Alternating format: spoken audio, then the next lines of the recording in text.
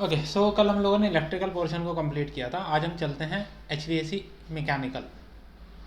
तो fire fighting को minimise कर देता हूँ, एचवीएसी वाले मॉड्यूल की बात करते हैं। सबसे पहले स्पेसिस ऑलरेडी बने हुए हैं, हम आते हैं डायरेक्टली अपने फ्लोर प्लान पर। ये हमारा है मैकेनिकल फ्लोर प्लान 1। स्पेस को जाके सेलेक्ट करते हैं, प्रॉपर्टीज़ में देखते हैं। प्रॉपर्टीज़ में आपके पास है मैकेनिकल फ्लो। यहाँ से आपको सबसे पहले तो पता चल रहा है कि फ़्लो का जो यूनिट है आपका वो लीटर पर सेकंड में सेलेक्टेड है, एयर फ्लो।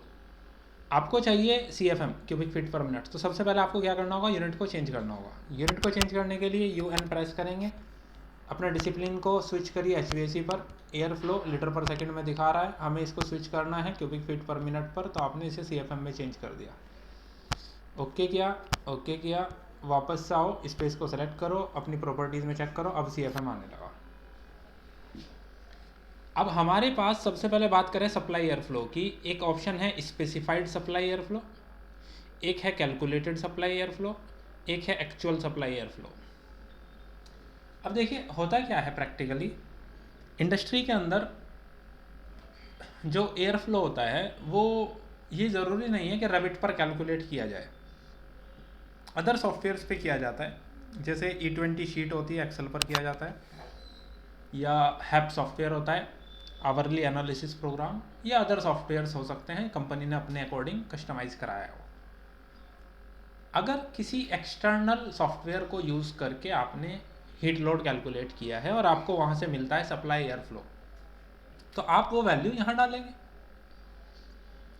अब हर स्पेस को सिलेक्ट करके यहाँ वैल्यू डालने में तो बहुत टाइम लगेगा, तो बेटर है हम उसके लिए एक शेड्यूल बना लेते हैं। शेड्यूल बनाने के लिए आप क्या करेंगे, वापस से व्यू टैब पर जाएंगे, शेड्यूल पर जाएंगे, शेड्यूल क्वांटिटीज़, मैकेनिकल सेलेक्टेड है, नीचे आ जाइए, स्पेस को सेलेक्ट करिए, यहाँ नाम दे दीजिए। हमने बात की, हम बात कर रहे हैं एयर फ्लो। यहाँ पर स्पेस वाइज देना है तो वही आप ऐड कर लेते हैं, नंबर, नेम, लेबल। हम ऐड कर लेते हैं स्पेसिफाइड सप्लाई एयर फ्लो। हम बात कर लेते हैं एक्चुअल सप्लाई एयर फ्लो। या अगर रेविट यूज़ किया है तो उसमें हम यूज़ करेंगे फिर कैलकुलेटेड सप्लाई एयर फ्लो। ये वैल्यू आ जाएगी अपने आप, अगर रेविट पे किया होगा तो। आप जैसे ही ओके करेंगे आपके पास पूरी लिस्ट आ जाएगी।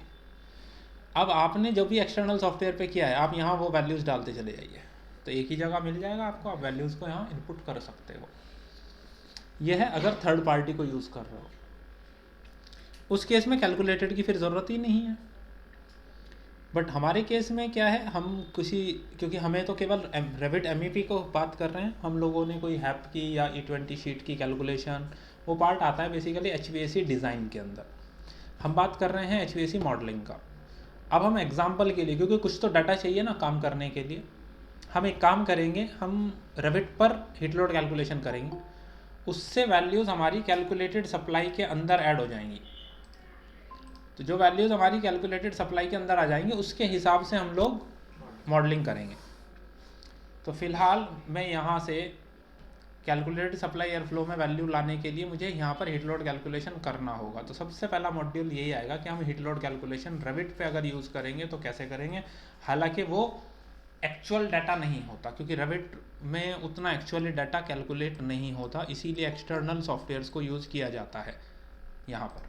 ठीक है, क्या बात, आज सारी लोग आ गए कैसे। चलिए जी, हम यहाँ अगर हीट लोड कैलकुलेट करना चाहते हैं उसका तरीका क्या है। आप ऊपर अपने रिबन टूल बार में देखेंगे आपके पास एक एनालाइज का टैब होता है।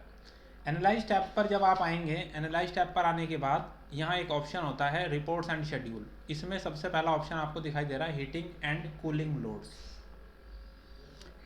अब देखिए, जब आप फर्स्ट टाइम अपना, अगर आपके पास रेविट 2022 या उसके बाद का कोई वर्जन है, आप अपने सिस्टम में चेक करेंगे आपको ये ऑप्शन नहीं मिलेगा। ध्यान देना मैंने क्या बोला, कल को ये क्वेश्चन वापस ना आ जाए मेरे पास कि सर वो ऑप्शन नहीं था।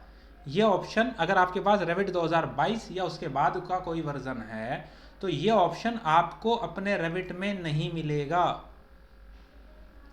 अगर नहीं मिलेगा तो कैसे लाया जाएगा, आप उसके लिए क्या करेंगे, आप उसके लिए गूगल करेंगे जी।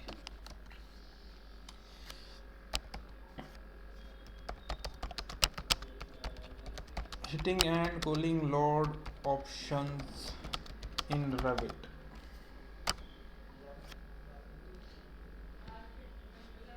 ठीक है, 2022 रिमूव्ड कर दिया गया, आता नहीं है अब बात ये आती है कैसे ऐड करेंगे। तो देखो यहाँ ये कह रहा है सारे ऑटोडेस्क प्रोडक्ट बंद कर दो, ओपन करो एक फाइल revit.ini। आपको याद है मैंने आपको बताया था इस फाइल के बारे में, जब आपको मैंने बताया था कि कॉन्फ़िगरेशन फाइल को डिलीट कैसे करनी है अगर आपको वो लेवल वाला ऑप्शन रीनेम हो जा रहा था अपने आप। मैं फिर से लोकेशन रिपीट कर देता हूँ आपको। आप सी ड्राइव में जाएंगे, यूज़र्स में जाएंगे, अपने यूज़र नेम पे जाएंगे, वहाँ पे ऐप डाटा में रोमिंग में ऑटोडेस्क में रेविट में अपना वर्जन, अपने वर्जन में revit.ini, ये फाइल है आपके पास। आप इस फाइल पर जाकर राइट क्लिक करें और इसे ओपन विद करें नोटपैड। अभी मैं नहीं करूँगा, क्यों? क्योंकि रेविट ऑलरेडी ओपन है, मैं करके दिखा रहा हूँ, फिर भी मैं सेव नहीं कर सकता कोई भी डाटा। आप यहाँ कंट्रोल F कर दो सीधा, MISC करके, ये एक फाइल आपको सर्च करना है। मिल गया? नीचे आ जाओ। आपके फाइल में ना जब आप ये इनेबल करोगे ये 2 लाइन नहीं मिलेंगे आपको, ये 2 लाइन वहाँ नहीं होती। SSO सर्वर इक्वल टू 0 लिखा होगा, उसके नीचे डायरेक्ट ये विंडोज़ लिखा होगा। ये 2 ऑप्शन आपके पास उस फाइल में नहीं है। ये 2 ऑप्शन अगर वहाँ ऐड कर दें आप तो ऑप्शन आ जाएगा। लेकिन ध्यान देना, पहले ऑटोडेस्क के सारे प्रोडक्ट बंद कर दो, उसके बाद इस लोकेशन पर जाओ, revit.ini फाइल, इसको ओपन विद नोटपैड करो। ये 2 लाइंस, जहाँ कैपिटल लेटर है वहाँ कैपिटल आएगा, जहाँ स्मॉल है वहाँ स्मॉल आएगा। नहीं तो मैं इसको कॉपी करता हूँ, आप जा करके सिंपली क्या करना, पेस्ट कर देना।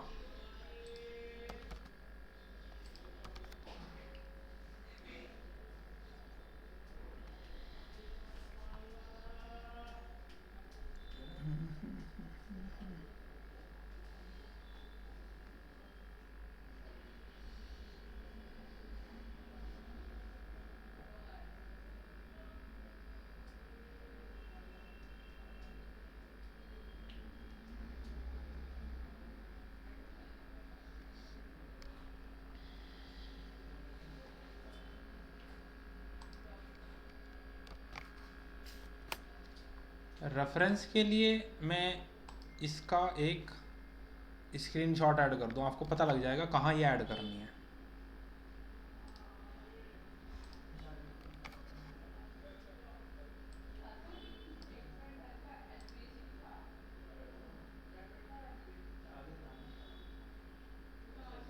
ठीक है जी,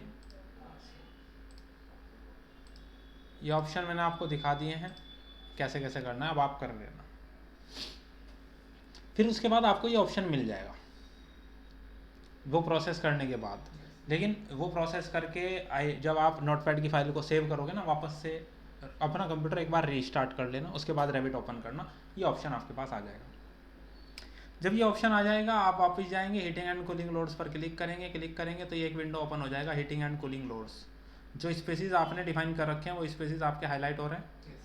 आप अपना बिल्डिंग का टाइप बता दीजिए, आपके पास किस टाइप की बिल्डिंग है, कोई ऑफिस है, कोई म्यूज़ियम है, कोई हॉस्पिटल है, क्या है। बेसिकली हम ऑफिस को मान लेते हैं, उसका लोकेशन क्या है, आप लोकेशन सर्च करेंगे। ठीक है, लाइसेंस इशू ना हो तो इंटरनेट यूज़ मत करना, आप डायरेक्टली डिफ़ॉल्ट सिटी लिस्ट पर आ जाना। डिफ़ॉल्ट सिटी लिस्ट में आपको न्यू दिल्ली मिल जाएगा, एंड डायरेक्टली सर्च कर लेना न्यू दिल्ली इंडिया। इससे क्या होगा, जब आप वेदर पे जाओगे तो आप देखोगे उसने दिल्ली सफदरजंग जो सबसे नियर बाई वेदर स्टेशन है वहाँ से ड्राई बल्ब और वेट बल्ब के टेम्परेचर को पिक कर लिया मंथली, पूरे साल का। ठीक, जब पूरे साल का उसने कर लिया है आप इसे ओके कर दीजिए। ग्राउंड हमारा लेवल 1 पर है, प्रोजेक्ट हमारा नया कंस्ट्रक्शन है या एग्जिस्टिंग कोई बिल्डिंग है उसके लिए कर रहे हो तो आप एग्जिस्टिंग यूज़ कर सकते हो। सिल्वर स्पेस टॉलरेंस होता है जैसे आप स्पेसिस डिफाइन किए, इन स्पेसिस के बीच में कोई गैप है, जैसे शाफ्ट है, that is your silver space tolerance. तो शाफ्ट का जितना भी विड्थ है आप वो यहाँ ले सकते हो। जैसे फॉर एग्जांपल 2.5 फीट या 3 फीट का आपका शाफ्ट का स्पेस है, लेट्स से 750 mm, आपने वो सिल्वर स्पेस टॉलरेंस यहाँ दे दिया। बिल्डिंग एनवलप कैसा है, ये बेसिकली जब आप HVAC डिज़ाइन पढ़ते हो तो HVAC डिज़ाइन के अंदर हीटिंग एंड कूलिंग लोड्स होते हैं। उसके अंदर क्या होता है, हर एक फंक्शन को पढ़ाया जाता है। वॉल है, उसका थिकनेस कितना है, उसका मटेरियल कैसा है, उसका एक्सपोजर कैसा है, डायरेक्ट सनलाइट में है या कैसे है, उन सब पैरामीटर्स के हिसाब से हीट लोड कैलकुलेट किया जाता है। तो ये सारे प्रॉपर्टीज़ उसी के अकॉर्डिंग चूज़ किए जाते हैं। हम बात करेंगे बिल्डिंग इन्फिल्ट्रेशन क्लास। अगर लूज़ है, ज़्यादातर आप लूज़ या मीडियम में ही चलेंगे। टाइट होता है एग्जांपल जैसे लेबोरेटरीज़ होती हैं जहाँ की जो एयर है वो कंटेमिनेट हो जाती है, तो वहाँ की एयर को हम कभी भी रिटर्न नहीं लेते, 100% एग्जॉस्ट कर देते हैं, 100% फ्रेश इनटेक होता है, तो उस चीज़ को हम टाइट में लेते हैं। अदरवाइज़ मीडियम या लूज़ आप यूज़ कर सकते हो, और मीडियम के साथ चल जाते हैं। रिपोर्ट टाइप स्टैंडर्ड रहने देते हैं। इसके अलावा और ज़्यादा डिटेल में अगर जाना है तो डिटेल्स पर जाइए। हर एक इंडिविजुअल स्पेस का टाइप सेलेक्ट करिए। जैसे मैकेनिकल रूम है तो इसका स्पेस टाइप कैसा है ब्राउज़ करिए। यहाँ से आप बता दीजिए ये हमारा मैकेनिकल या इलेक्ट्रिकल रूम टाइप है। आपके पास यहाँ एक ऑप्शन होता है इलेक्ट्रिकल या मैकेनिकल रूम करके होगा, ये रहा। तो इसकी प्रॉपर्टीज़ के अकॉर्डिंग देखो ये नीचे वाली वैल्यूज़ बदलेंगी, number of peoples, electrical load, ये चेंज होंगे। कंस्ट्रक्शन टाइप कैसा है, रूफ़ कैसा है, उसमें कौन कौन से यू फैक्टर आएंगे। जब आप HVAC डिज़ाइन में हीटिंग एंड कूलिंग लोड पढ़ेंगे ना, वहाँ आप यू फैक्टर्स के बारे में समझेंगे क्या होते हैं। हम डिफ़ॉल्ट के साथ जा रहे हैं, कैलकुलेट पे क्लिक करेंगे। जैसे ही कैलकुलेट पर क्लिक करेंगे, ये जो वैल्यूज़ भी आपने पिक की हैं उन वैल्यूज़ के बिहाफ पर मंथली कैलकुलेशन करके आपको एक टोटल फ्लो प्रोवाइड कर देगा। आपकी लोड रिपोर्ट जनरेट हो गई। आप इस लोड रिपोर्ट के अंदर नीचे की तरफ जाएंगे, आपको स्पेसिस नज़र आएंगे। स्पेसिस में आप देख सकते हैं peak cooling load, cooling air flow आपको मिल गया, टोटल मिल गया। ये वैल्यूज़ ऑटोमेटिकली जो आपने शेड्यूल बनाया था उसमें देखो कैलकुलेटेड में आ गई। जो वैल्यू कैलकुलेटेड में आई है वही वैल्यू ऑटोमेटिकली स्पेसिफाइड में भी आ गई। अगर आपने एक्सटर्नल कोई सॉफ्टवेयर यूज़ किया तो स्पेसिफाइड में आप वैल्यू डालेंगे, उस केस में आपको कैलकुलेटेड की ज़रूरत नहीं है। फ़र्क समझ आ गया, स्पेसिफाइड कब यूज़ करना है, कैलकुलेटेड कब यूज़ करना है। तो हमारे केस में फ़िलहाल हमें स्पेसिफाइड की कोई ज़रूरत नहीं है, तो यहाँ से आप हटा भी सकते हो, क्या ज़रूरत है। फिर हम डिफरेंस देखना चाहते हैं। कैलकुलेटेड मतलब जितना चाहिए, एक्चुअल मतलब जितना आपने प्रोवाइड कर दिया, दोनों में डिफरेंस हमें क्रिएट करना है। जैसे आपने लाइटिंग एनालिसिस में डिफरेंस क्रिएट किया था, वैसे ही मैं यहाँ एक कॉमन पैरामीटर बना देता हूँ। डिफरेंस का कॉमन नहीं, HVAC है, एयर फ्लो है। आप क्या कर रहे हैं कि एक्चुअल में से माइनस कर दें कैलकुलेटेड को, आपका एक पैरामीटर बन गया। इसके लिए कोई फॉर्मेटिंग की कंडीशन एक मैं बनाना चाहता हूँ कि डिफरेंस में कंडीशन यह है कि अगर डिफरेंस बिटवीन ना हो -15 से 15 CFM, तो वो आपका हाईलाइट हो जाए। ये चीज़ें आपको याद होनी चाहिए, हमने इलेक्ट्रिकल में भी की थी। दूसरी चीज़ हमें चाहिए, जो कैलकुलेटेड सप्लाई है उसका टोटल भी चाहिए हमें। तो मैं सॉर्टिंग एंड ग्रुपिंग में जाके बोल रहा हूँ, मुझे नीचे की तरफ टोटल चाहिए। किसका चाहिए? कैलकुलेटेड का टोटल चाहिए। ओके कर दीजिए, ये आ गया जी कैलकुलेटेड का टोटल 13,304.6। ये इतना CFM आपको रिक्वायर्ड है टोटल स्पेसिस के लिए। अब अगेन डिज़ाइन की क्या इंटेंट रही है, वहाँ दो अलग अलग आप सिस्टम्स क्रिएट करेंगे या पूरे बिल्डिंग का एक ही AHU सेटअप करना है आपको, वो उस चीज़ पर डिपेंड करेगा किस तरह आप डिवाइड कर रहे हैं, 4 जगह, 2 जगह, या एक ही पूरा सिस्टम बना रहे हैं। हम वापस आ जाते हैं, अब हम सीलिंग प्लान पर जाते हैं और बाकी सबको मैं फ़िलहाल बंद कर देता हूँ। यहाँ हम आ गए। अब आपने क्या, जैसे एनालिसिस के बाद लाइट प्लेस कर रहे थे, यहाँ पर एयर टर्मिनल प्लेस करेंगे जो यहाँ सप्लाई देंगे स्पेसिस में। Air terminal, AT shortcut use कर सकते हैं, या सिस्टम स्टैब के अंदर आपको यहाँ एयर टर्मिनल मिल जाता है। आप एयर टर्मिनल को सेलेक्ट करेंगे, यहाँ से आप चूज़ कर सकते हैं सप्लाई चाहिए, रिटर्न चाहिए या एग्जॉस्ट चाहिए। हम अभी बात कर रहे हैं केवल सप्लाई की, तो सप्लाई को मैंने सेलेक्ट किया। सप्लाई को यहाँ प्लेस करना है सीलिंग की हाइट के इक्वल। सीलिंग की हाइट आपको पता है कितनी है, 2438। मैं कर्सर लेकर यहाँ जाऊँगा, देखिए ये बाहर की तरफ निकाल रहा है, यानी कि सप्लाई दे रहा है। एरोज आपको यूज़ नहीं करने, क्योंकि वो बेकार में जगह बहुत ज़्यादा दिखाएगा, हेयर करके आप उसको प्लेस कर सकते हो। जैसे ही प्लेस करोगे आपको एरो नहीं दिखेंगे। ये सिंबल है जो रिप्रेजेंट कर रहा है, दिखा रहा है। अच्छा, एक सेकंड देखना, एनालाइज टैब में एक ऑप्शन होता है शो डिस्कनेक्शन, यहाँ से डिडक्ट का हटा दो, वरना ये वार्निंग टाइप का विंडो दिखता रहेगा, आपको समझ नहीं आएगा अभी क्या है। थोड़ा बोल्ड देखो, ये सिंबल होता है सप्लाई का। AT में प्रेस करता हूँ, यहाँ से मैं एग्जॉस्ट लेता हूँ, एरोज उसके भी हटा देता हूँ।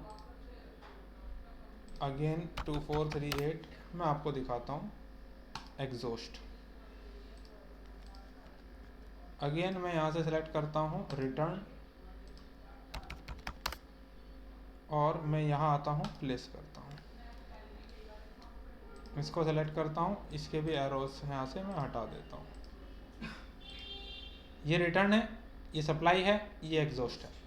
सिंबल्स से रिप्रेजेंटेशन आप समझ सकते हैं क्लियरली, यही सिंबल्स स्टैंडर्ड यूज होते हैं। फिलहाल हम बात कर रहे हैं केवल सप्लाई की। मैं इसी के अकॉर्डिंग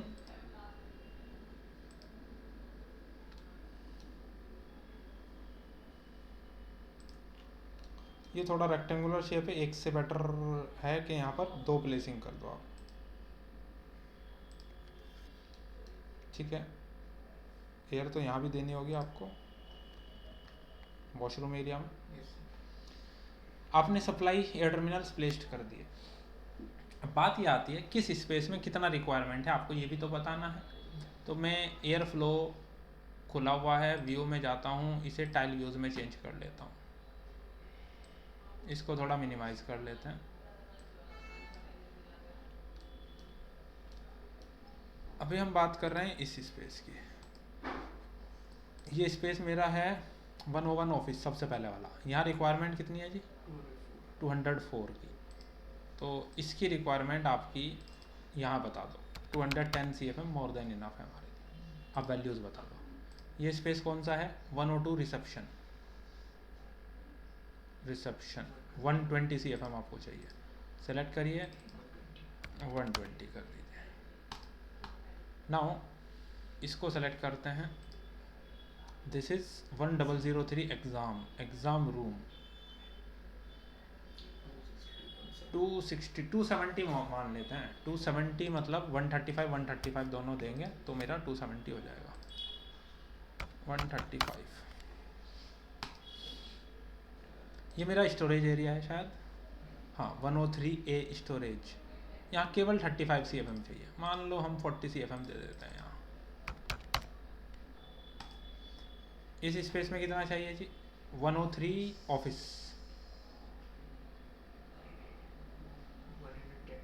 110.8 115 कर दो, कोई बात नहीं।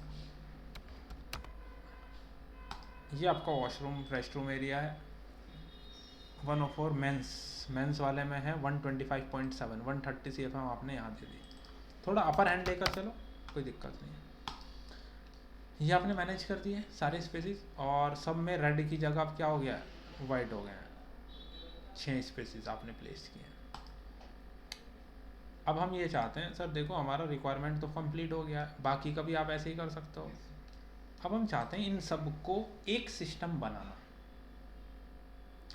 अब क्या करेंगे, एक को सेलेक्ट करिए, SA सारे सेलेक्ट हो गए। ऊपर क्रिएट सिस्टम का एक ऑप्शन आ गया, डक्ट सिस्टम बनाना, मैकेनिकल सप्लाई एयर है, ग्राउंड फ्लोर Q1 सबसे पहला पार्ट हमने लिया है। ये एक सिस्टम का पार्ट बन गया। लेकिन इस सिस्टम को हमें कोई इक्विपमेंट भी तो असाइन करना ना जो इनको सप्लाई देगा। वो क्या हो सकता है? फैन मॉड्यूल हो सकता है कोई, या आपका VAV हो सकता है। अगेन डिज़ाइनर के इक्विपमेंट सिलेक्शन के ऊपर डिपेंड करेगा किस टाइप का इक्विपमेंट सिलेक्शन किया गया। अब हम एग्जांपल लेते हैं, सपोज करें उसमें VAV प्लेस करना है, तो आप ऊपर से सिस्टम स्टैप पे जाएंगे, मैकेनिकल इक्विपमेंट का ऑप्शन होता है, आप मैकेनिकल इक्विपमेंट पर जाएंगे। इक्विपमेंट पर जाने के बाद यहाँ VAVs मिलेंगे आपको। किसी भी VAV को आप सेलेक्ट करें। सेलेक्ट जब आप किसी VAV को करते हैं तो देखो वहाँ सप्लाई एयर फ्लो कितना है, इसका कैपेसिटी दिखा रहा है। आपको लगे कैपेसिटी ज़्यादा चाहिए तो बड़ा ले लो, आपको लगे नहीं कम चाहिए कम ले लो। अब हम इस क्वार्टर पार्ट में कर रहे हैं काम, तो आप इस क्वार्टर पार्ट के लिए एक काम करो, अपनी रिक्वायरमेंट चेक कर लो कितनी है। आपको चाहिए 210, 270, 480, 480, 500, 600, 730, 730, 770, 870, 800, 900 चाहिए लगभग। कमी है, 900 से ज़्यादा नहीं है। तो आप 900 की कैपेसिटी जिसकी है ऐसा VAV सेलेक्ट कर लीजिए। हमने आई थिंक साइज़ 3 सेलेक्ट किया था, 500 है, 900 हमारा काम हो जाएगा। ये अपना VAV प्लेस करना है आपको ऊपर। 2438 तो सीलिंग में है, सीलिंग में इसका सेंटर आएगा तो ये सीलिंग से नीचे दिखाई देगा। इसको थोड़ा राइज करना पड़ेगा आपको। लेट से आपने किया 2900, बाद में रिड्यूस कर सकते हैं, पहले प्लेस करके देख सकते हैं आप यहाँ प्लेस करना है कि यहाँ प्लेस करना है। इसका आउटलेट इधर ही है, ठीक है। अब अगर मैं आपको इसका साउथ एलिवेशन चेक कराता हूँ, HVAC साउथ में क्या निकला, ये है आपका, और यहाँ आपकी सीलिंग है लगभग, तो ठीक ठाक हाइट पर ये है, ठीक है। कर्सर ले जाइए, टैब की दबाइए, पूरे सिस्टम को सेलेक्ट कर लीजिए। इस सिस्टम का इक्विपमेंट डिफाइन करना है, कौन सा है इक्विपमेंट, ये है। अब देखो सब ब्लू हो गया, ये एक पूरा सिस्टम बन गया। अब ये पूरा सिस्टम तो बन गया, अब मैं कर्सर यहाँ ले जा रहा हूँ, टैब की दबा रहा हूँ, पूरा सिस्टम सेलेक्ट कर रहा हूँ। ऊपर एक ऑप्शन आ रहा है जनरेट लेआउट, क्लिक कर दीजिए। ये कुछ लेआउट दिखा रहा है, देखो ये डक्ट जा रही है मेन, ऐसे यहाँ से ब्रांचेज निकल रही हैं। 1 of 6 यानी कि 6 ऑप्शंस दिए हैं उसने, आप चेक कर सकते हो। एक ये ऑप्शन है, एक ये ऑप्शन है, एक ये ऑप्शन है, एक ये ऑप्शन है, एक ये ऑप्शन है। तो हमें लगा कि यार ये बेटर ऑप्शन है, ठीक है। एक ये ऑप्शन बेटर है, एक ये ऑप्शन बेटर है, लेकिन इसमें ये बाहर से ही जा रहा है, तो बेटर ऑप्शन, उससे बेटर ये ऑप्शन है। बस यहाँ प्रॉब्लम कहाँ है कि यहाँ प्रॉब्लम आ गई, ये इन बिटवीन आ गया। तो इसके लिए ब्रांच यहाँ से अलग से निकाल के कनेक्ट करना पड़ेगा, आगे वाले के लिए डायरेक्ट ले जाएंगे। इस टाइप की प्रॉब्लम्स आपको दिखाई देंगी। डायरेक्ट ओके मत करना। ब्लू कलर रिप्रेजेंट कर रहा है आपकी मेन डक्ट, ग्रीन रिप्रेजेंट कर रहा है ब्रांच डक्ट। उसकी सेटिंग्स देखनी पड़ेगी आपको, ठीक है। उसकी सेटिंग्स देखने से पहले इसे मैं लेआउट को कैंसिल कर रहा हूँ। मैं आपका यहाँ से एक आउटलेट कनेक्ट करता हूँ, ये ले जाता हूँ। तो देखो ऊपर मिडिल एलिवेशन कितना आ रहा है, यहाँ देखो 2900। तो यानी कि आपकी डक्ट की हाइट क्या होनी चाहिए, 2900, ताकि ये सीधी डक्ट जा सके। वैल्यू मिल गई तो दोबारा सेलेक्ट करो, जनरेट लेआउट। हमने सेकंड ऑप्शन यूज़ करना था, सेटिंग्स में जाएं तो हमें एलिवेशन कितना चाहिए, 2900, मेन के लिए भी और ब्रांच के लिए भी। अब आपको जो ये एयर टर्मिनल है वो डक्ट के साथ फ्लेक्स के थ्रू कनेक्ट करना होता है, डायरेक्ट तो नहीं कनेक्ट करते हम, फ्लेक्स डक्ट लगाते हैं बीच में। हमने बोला हाँ राउंड फ्लेक्स डक्ट यूज़ करो। मैक्सिमम फ्लेक्स डक्ट की कितनी लेंथ लेनी है, आप जनरली आइडिया देखो कि 4 फीट 5 फीट मैक्सिमम ली जाती है, 6 फीट बहुत रेयर यूज़ होता है, लेकिन आप कर सकते हो, बस इससे ज़्यादा मत करना। मैं रिड्यूस कर देता हूँ, हमें 1500 से ज़्यादा नहीं लेना। ओके, सेटिंग्स हो गई। आप जैसे ही ओके करोगे वो डक्ट्स बना देगा ऑटोमेटिक प्रोसेस से। प्रॉब्लम वहीं आएगी जहाँ मैं आपसे कह रहा था, इस जगह। इसे सेलेक्ट करो और आप इस चीज़ को पहले 3D में एनालाइज करो।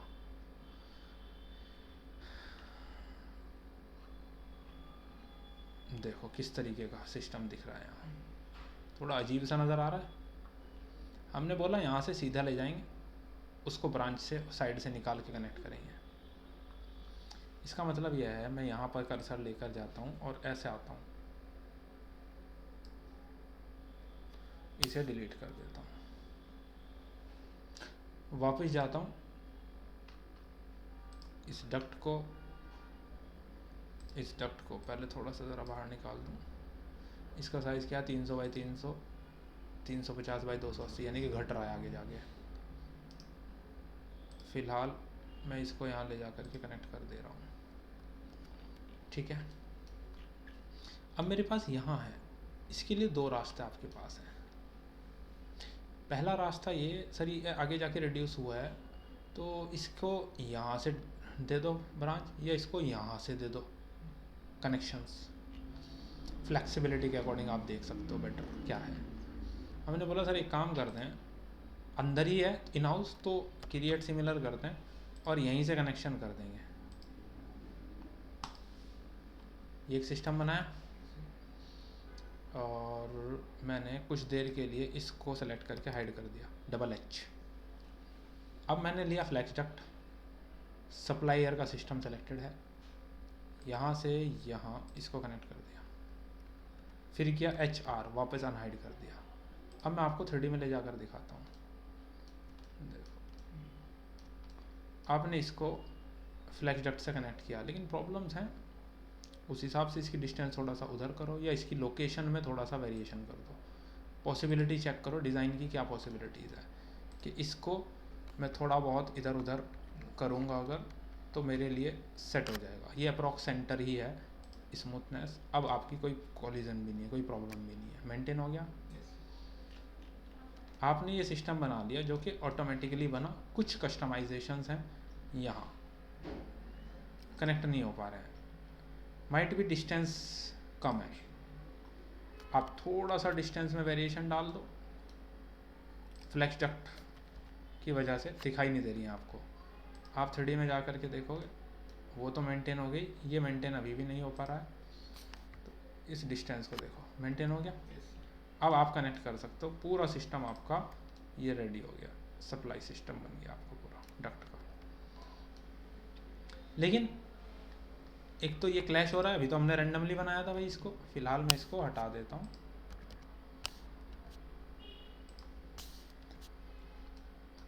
अभी मेजर डक्ट के साइजेस सेम है, बस यहाँ थोड़ा बहुत वेरिएशन हमने डाला है। इस वेरिएशन के लिए हम क्या कर रहे हैं,